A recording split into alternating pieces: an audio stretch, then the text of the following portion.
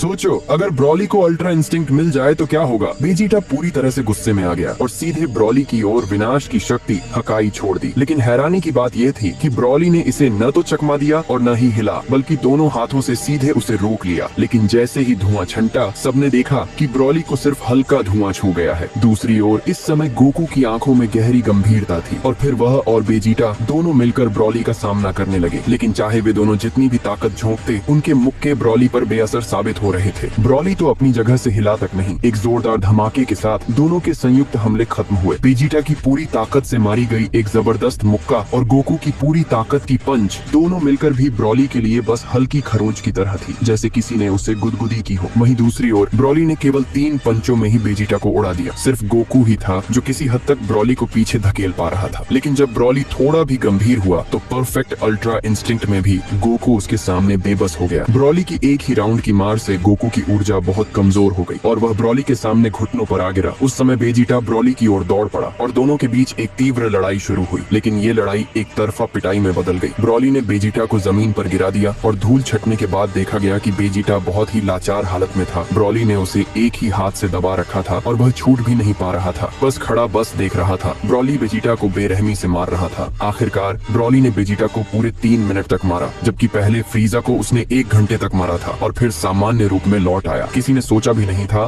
कि खुद देवता भी डर सकते हैं, क्योंकि ब्रॉली के गोकू की टीम में शामिल होने के बाद ग्रैंड प्रीस्ट को यह लगने लगा कि सैयाजिन अब एक खतरा बन चुके हैं। कभी एक यामोशी नाम का सैयाजिन लगभग पंच किंग की सत्ता को पलट चुका था और ब्रॉली की रक्त रेखा उससे काफी मिलती जुलती थी। अगर उसे यूं ही छोड़ दिया गया तो वह दूसरा यामोशी बन सकता था। गुस्से से तमतमाए ब्रॉली ने अपनी पूरी ताकत से हमला किया। लगातार दर्जनों घूंसे मारे, लेकिन वह केवल ग्रैंड प्रीस्ट की रक्षा कवच को ही तोड़ पाया। इसके बाद ग्रैंड प्रीस्ट ने एक विस्फोटक हमले से ब्रॉली को दूर उड़ा दिया। फिर उसने कहा कि सैयाजिन ही इस ब्रह्मांड की असली बीमारी है और जब तक सैयाजिन पूरी तरह से मिट नहीं जाते, ब्रह्मांड में शांति नहीं आएगी। वेजिटा के चेहरे पर गंभीरता साफ दिख रही थी, क्योंकि अब ग्रैंड प्रीस्ट को हराना लगभग नामुमकिन था। लेकिन तभी दूर गिरा हुआ ब्रॉली अचानक जाग उठा और उसके शरीर से नीली चमक आसमान में फूटने लगी। सभी चौंक गए। ब्रॉली ने उस समय सुपर सैयाजिन ब्लू रूप को समझ लिया था। वेजिटा ने चौंकते हुए गोकू से पूछा, ब्रॉली कब भगवानों के क्षेत्र में पहुंच गया? गोकू ने बताया कि विस ने गुप्त रूप से ब्रॉली को प्रशिक्षण दिया था। इसके बाद ब्रॉली की रफ्तार बिजली से भी तेज हो गई और वह ग्रैंड प्रीस्ट के साथ जबरदस्त युद्ध